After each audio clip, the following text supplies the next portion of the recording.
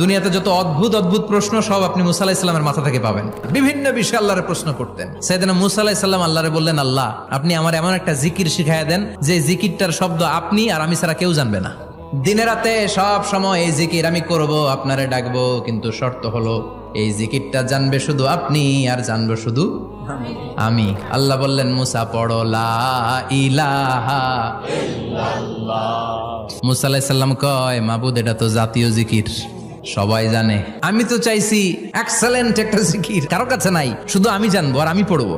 আল্লাহ বললেন, মুসা এই লা ইলাহাকে যদি এক পাল্লায় রেখে দাও, তাম বিশ্ব, 7 আকাশ 7 জমিনটারে তুলে যদি তুমি আরেক পাল্লায় রেখে দাও, লা রাজাহাত কাফাতু লা ইলাহা ইল্লাল্লাহ, মুহূর্তের মধ্যে লা ইলাহার পাল্লা ভারী হয়ে যাবে। ও মুসা, তুমি যতই এক্সক্লুসিভ জিকির চাও, লা ইলাহার চেয়ে দামি জিকির আমার কাছে নাই।